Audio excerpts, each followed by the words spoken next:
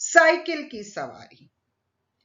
भगवान ही जानता है कि जब मैं किसी को साइकिल की सवारी करते देखता या हारमोनियम बजाते देखता तब मुझे अपने ऊपर कैसी दया आती।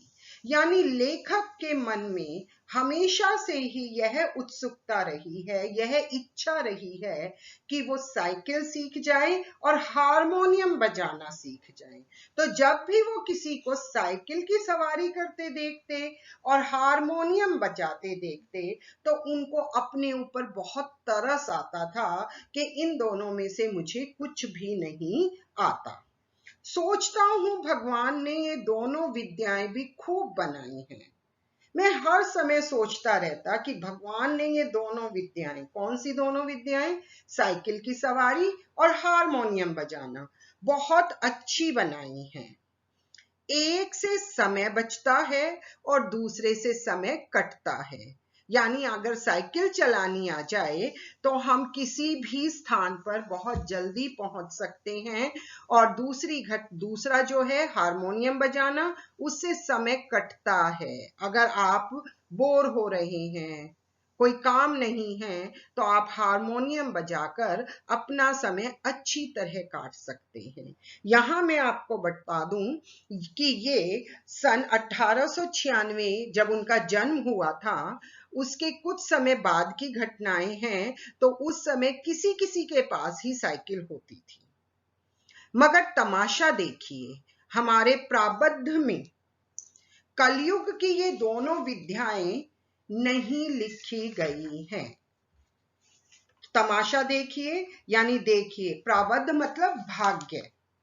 हमारे भाग्य में ये दोनों विद्याएं नहीं लिखी, क्योंकि मुझे ना तो साइकिल चलाना आता है और ना हारमोनियम बजाना आता है। ना साइकिल चला सकते हैं और ना बाजा ही बजा सकते हैं। पता नहीं कब से यह धारणा हमारे मन में बैठ गई कि हम सब कुछ कर सकते हैं पर ये दोनों काम नहीं कर सकते।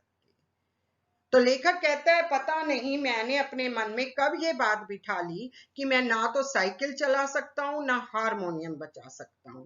और आप सब लोग जानते हैं, अगर हम मन में ठान ले तो हम कार्य को पूरा कर सकते हैं, और मन से हार जाएं तो हम उस कार्य को नहीं कर सकते। कहा भी गया है, मन के हारे हार है, मन के जीते जीत।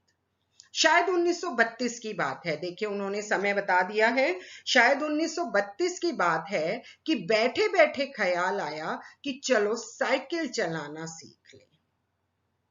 और इसकी शुरुआत यूं हुई कि हमारे लड़के ने चुप चुपाते में यह विद्या सीख ली। और उनके मन में यह विचार क्यों आया कि चलो अब साइकिल चलाना सीख लें?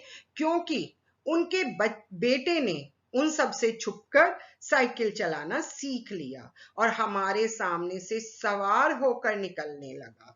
और मेरे सामने से जब वो साइकिल पर सवार होकर निकलता तब क्या होता?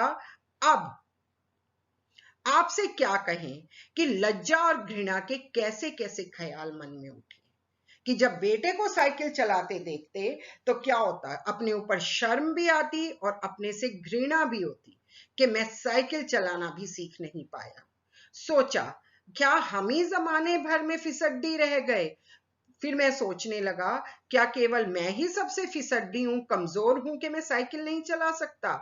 सारी दुनिया चलाती है, जरा जरा से लड़के चलाते हैं, मूर्ख और गंवार चलाते हैं। हम तो परमात्मा की कृपा से फिर भी पढ़े लिखे हैं। तो अपने मन में ये ठान ली कि मुझे साइकिल चलानी है। तो मन को कैसे मनाया?